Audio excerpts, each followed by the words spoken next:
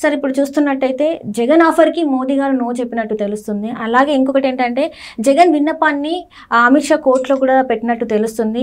ఇంతకు అసలు ఏంటి సార్ దీన్ని మనం ఎలా చూడాలి? ఇవాళ భారతీయ జనతా పార్టీ దశాబ్ద కాలంగా దేశాన్ని పరిపాలిస్తుంది. పైగా దేశంలో చాలా రాష్ట్రాల్లో అధికారంలో ఉంది. ఏ రాష్ట్రంలో ఎటువంటి రాజకీయ వ్యూహాలు అమలుపరచాలి అని ఆలోచించి నిర్ణయం తీసుకోగలిగే పరిజ్ఞానం, పరిణతి, అనుభవం వాళ్ళకుంది. అటువంటి నేపథ్యంలో 2014 ఎన్నికల్లో ఎటువంటి వ్యూహం అమలుపరచాలి, 2019లో ఏం అమలుపరిచాము, 2024 ఎన్నికలకు ఎటువంటి వ్యూహం అమలుపరుచుకోవాలి అనేది వాళ్ళకు అనుకూలంగా వాళ్ళు నిర్ణయాలు చేసుకుంటారు.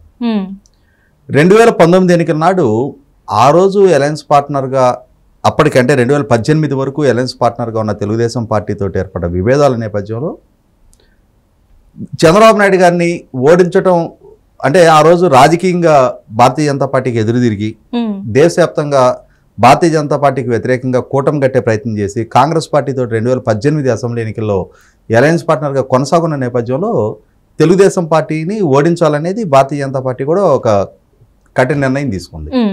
ఆ నేపథ్యంలో ఆ రోజు తెలుగుదేశం పార్టీకి ప్రత్యర్థిగా ఉన్న జగన్మోహన్ రెడ్డి గారికి అన్ని స్థాయిల్లో మద్దతు తెలిపిందనేది వాస్తవం. అంటే జగన్మోహన్ రెడ్డి గారికి ఒక అడిషనల్ అడ్వాంటేజ్ అయింది అది. అంటే 2019 ఎన్నికల్లో ఆయన గెలుపుకి సాకారం చేసిన చాలా అంశాల్లో కేంద్ర ప్రభుత్వ మద్దతు కూడా ఒక అంశంగా దోహదం చేసింది.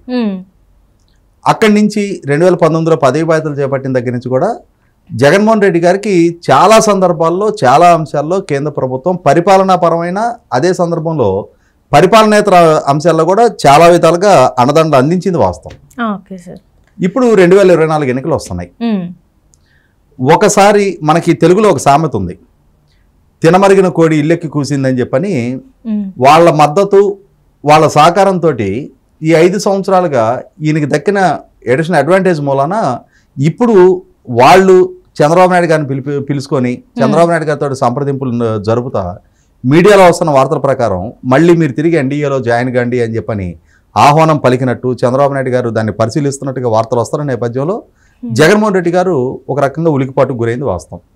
ఎందుకంటే కేంద్ర ప్రభుత్వ సహాయ సహకారాల వల్ల ఉండే అడ్వాంటేజ్ ఏంటనేది ఆయన అనుభవపూర్వకంగా తెలుసుకొని ఉన్నాడు, అనుభవించున్నాడు, ఆ ప్రివిలేజ్ పొందున్నాడు ఆయన. అంటే పరిపాలకుడుగా ఆయన చేసిన తప్పుల్ని వాళ్ళు ఉపేక్షిస్తూ వచ్చారు. ఆయన వ్యక్తిగత కేసులు హాజరుకి ఆయన అటెండ్ కాకుండా కూడా ఆయనకు ఆ వెసులుబాటు దక్కింది. వాళ్ళ చిన్నాన్న గారి హత్య కేసు విచారణ ఆయన వరకు రాకుండా ప్రస్తుతానికి స్టాగ్నేషన్లోకి వెళ్ళిపోయింది అది. ఇట్లా అదే సందర్భంలో ఆయన చంద్రబాబు నాయుడు గారి మీద కేసులు నమోదు చేసి అరెస్ట్ చేసే ప్రయత్నం చేసినా కూడా కేంద్ర ప్రభుత్వం వైపు నుంచి ఆయనేమి నువ్వు అట్లాంటివి చేయొద్దు, నువ్వు ఇట్లా చేయటం ఏంటి అని చెప్పని ఆయనేమో నివారించే ప్రయత్నం చేసినట్టుగా కూడా మనం వార్తలు చూడలేదు. ఇట్లా చాలా సందర్భాల్లో జగన్మోహన్ రెడ్డి గారికి కేంద్ర ప్రభుత్వంతో ఉండే సాన్నిహిత్యం కలుసుబాటుగా మారింది.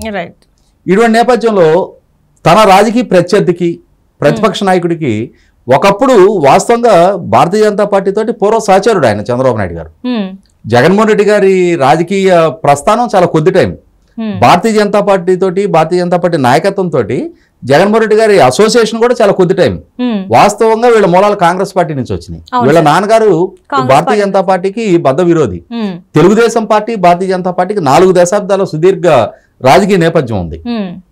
1980 దశకం నుంచి కూడా 1984లో ఎప్పుడైతే కేంద్ర ప్రభుత్వం ఎన్టీ రామారావు గారి ప్రభుత్వాన్ని బర్తరఫ్ చేయించిందో, గవర్నర్ రామ్లాల్ ద్వారా నాదన బాసరా గారిని ముఖ్యమంత్రిగా ప్రమాణ స్వీకారం చేయించారో ఆ రోజు నుంచి కూడా ప్రజాస్వామ్య పునరుద్ధరణ ఉద్యమం పేరిట భారతీయ జనతా పార్టీ కేంద్ర నాయకత్వం, రాష్ట్ర నాయకత్వం కూడా ఎన్టీ రామారావు గారికి అండదండలు అందించడం. ఆ తర్వాత 1984 ఇందిరాగాంధీ గారి హత్య తర్వాత జరిగిన పార్లమెంట్ ఎలక్షన్స్ లో కూటమిగా పోటీ చేయడం, 1985, 1987, 1989 వరకు ఈ సైజు కొనసాగింది. తిరిగి మళ్ళీ 1999 ఎన్నికల్లో కలిసి పనిచేశారు. 1998లో తెలుగుదేశం మద్దతుతో వాజ్పేయి గారు ప్రధానమంత్రిగా ప్రమాణ స్వీకారం చేయగలిగారు. 2004 ఎన్నికల వరకు 2004 ఎన్నికల్లో కూడా కలిసి పోటీ చేశారు. తిరిగి మళ్ళీ 2014 ఎన్నికల్లో కలిసి పోటీ చేశారు.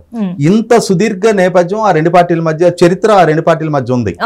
ఒక రకంగా ఆ రోజుల్లో దేశవ్యాప్తంగా ఎక్కడైనా ఒక కాంగ్రెస్ పార్టీ ప్రభుత్వం ఓడిపోయింది, ఏ రాష్ట్రంలోనైనా భారతీయ జనతా పార్టీ ఇంకేదైనా ఒక ప్రత్యర్థి పార్టీ వచ్చిందంటే తెలుగుదేశం శ్రేణులు వీళ్లే గెలిచినంత సంబరపడేవాళ్ళు కాంగ్రెస్ పార్టీ ఓడిపోయింది అని అంటే. అటువంటి యాంటీ కాంగ్రెస్ ఐడియాలజీతో ఉన్న ఈ రెండు పార్టీల మధ్య అటువంటి సుదీర్ఘ నేపథ్యం ఉంది. ఈ సందర్భంలో జగన్మోహన్ రెడ్డి గారికి ఏంటంటే రేపు ఎన్నికలు సమీపిస్తూ ఉన్నాయి. ఈ ఎన్నికలు సమీపిస్తున్న సందర్భంగా ఇప్పటికే సర్వే ఫలితాలు తనకు వ్యతిరేకంగా ఉన్నట్టుగా వార్తలు వస్తూ ఉన్నాయి. రాష్ట్రంలో సవాళ్లు చుట్టుముడుతూ ఉన్నాయి. తనకు పార్టీలో ఇంటర్నల్ గా కొంత సంక్షోభ పరిస్థితి సృష్టించుకుంటూ ఉన్నాడు. అన్నిటికన్నా ముఖ్యంగా కేంద్ర ప్రభుత్వ సహకారం కూడా కొరబడితే ఇప్పటికే ఈయనకు విశ్వసనీయ మిత్రుడిగా ఉండి 2019 ఎన్నికల్లో ఈయన గెలుపుకి కీలకంగా దోహదం చేసిన మరొక మిత్రుడు కేసీఆర్ గారు. ఆయన తెలంగాణలో అధికారం కోల్పోయి ఉన్నారు. ఇటువంటి నేపథ్యంలో కేంద్ర ప్రభుత్వం కూడా చంద్రబాబు నాయుడు గారితో సాన్నిధ్యం కోరుకుంటా ఆయన పిలిచి చర్చిస్తున్న నేపథ్యంలో కొంత ఉలికిపాటుకు గురయ్యారనేది వాస్తవం. ఈ నేపథ్యంలోనే జగన్మోహన్ రెడ్డి గారు నరేంద్ర మోడీ గారి దగ్గరికి వెళ్ళి కలిశారు. నిన్న కలవడం జరిగింది.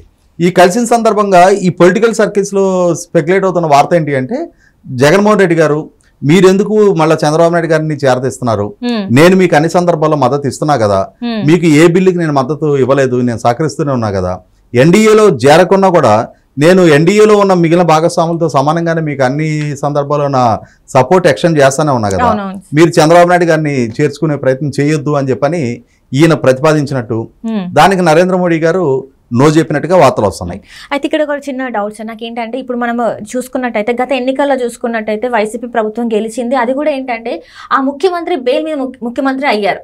అప్పుడు ఏంటంటే బీజేపీ నాయకులు ఎవరైతే ఉన్నారో అంటే మోదీ గారు సపోర్ట్ చేశారు. ఈ 10 ఏళ్ళ అంటే ఈ 10 ఏళ్ల పాటు బెయిల్ మీద ఉన్నారు. ఏపీలో కూడా ఎలాంటి అభివృద్ధి జరగలేదు. ఆయన కూడా సపోర్ట్ ఉన్నారు. నిధులు కూడా ఎక్కడ కూడా విడుదల చేయలేదు. సో ఇలాంటి ఒక బీజేపీ పార్టీతోని ఇప్పుడు చంద్రబాబు నాయుడు గారు పొత్తు పెట్టుకుంటే మళ్ళీ ఏపీ ప్రజలను నమ్మే అవకాశాలు ఉన్నాయంటారా? ఏపీ అంత అభివృద్ధి మళ్ళీ అభివృద్ధికి వెళ్ళే అవకాశాలు కలిగే అవకాశాలు ఉన్నాయంటారా సార్?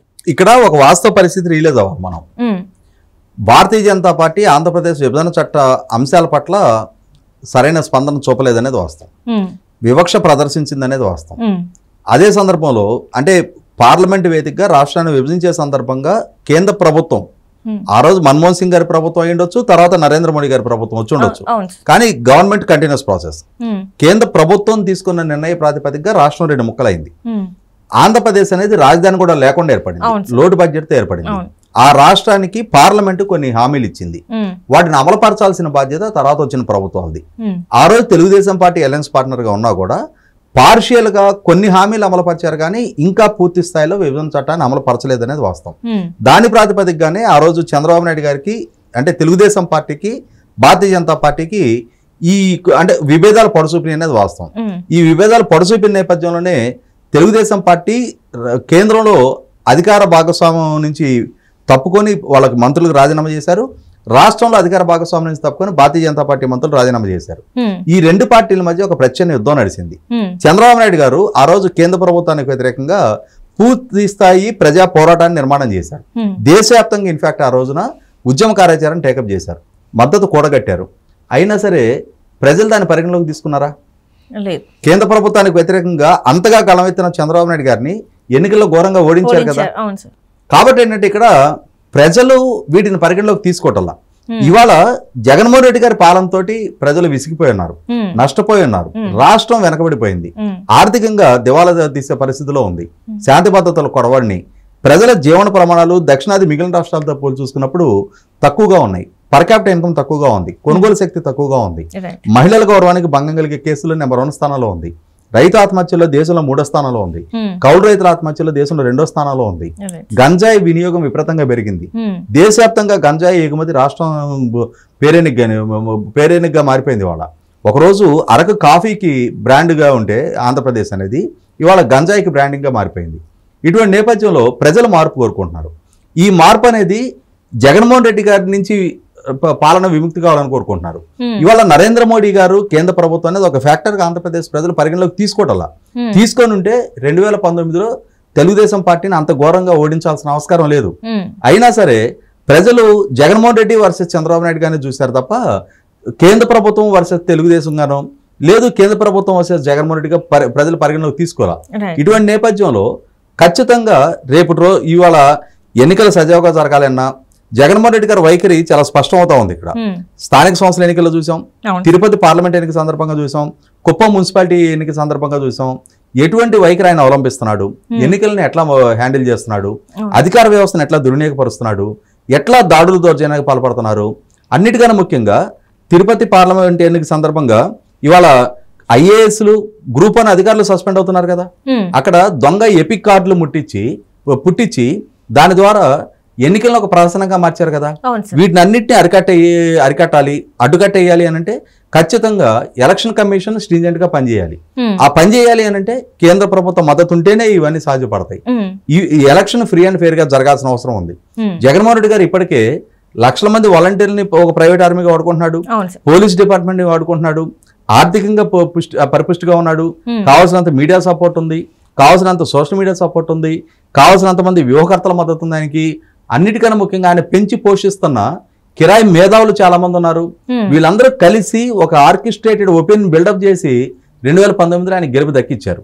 ఆ దక్కించిన పర్యవసానం ఇవాళ రాష్ట్రం ఏ పారామీటర్స్ లో ఎక్కడికి దిగజారింది అనేది స్పష్టమవుతా ఉంది. ఇటువంటి నేపథ్యంలో ప్రజలు రిలీజ్ అయ్యారు. ఖచ్చితంగా జగన్మోహన్ రెడ్డి గారిని ఓడించాలని ఒక నిశ్చితాభిప్రాయానికి వచ్చారు. కాబట్టి ఇవాళ ఏ సర్వే చూసుకున్నా కూడా జగన్మోహన్ రెడ్డి గారికి వ్యతిరేక ఫలితాలు రాబోతున్నట్టుగా, అంటే ఫేక్ సర్వేలు కూడా విడుదల చేస్తుంది ఆఖరి అధికార పార్టీ. నిన్న రిపబ్లిక్ టీవీ పేరుతోటి ఒక సర్వే చలమణైంది.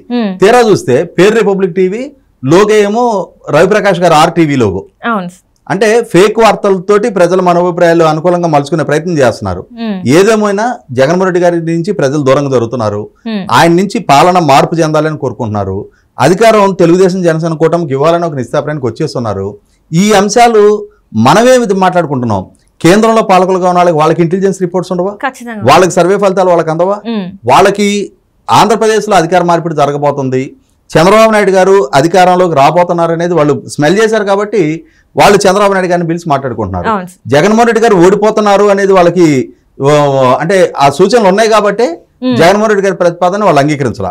కేంద్రంలో మళ్ళీ కూడా భారతీయ జనతా పార్టీ ప్రభుత్వం ఏర్పడటానికి ఆస్కారం ఉందనేది గమనించే పరిజ్ఞానం చంద్రబాబు నాయుడు గారు కూడా ఉంది. కాబట్టి వాళ్ళ ఆహ్వానాన్ని మన్నించి రేపటి రోజున మళ్ళీ ఇక్కడ అధికారంలోకి వచ్చిన మళ్ళీ కేంద్రంలో వాళ్ళ సహకారం లేనిదే పరిపాలన సజావుగా సాగదు. కాబట్టి వాళ్ళతోటి ఘర్షణపూరిత వాతావరణం వద్దు అనే ఒక నిశ్చితాభిప్రాయానికి వచ్చి వాళ్ళ ఆహ్వానాన్ని మన్నించి ఆయన ఢిల్లీ వరకు వెళ్ళి వాళ్ళతో చర్చలు జరిపిందనేది వాస్తవం.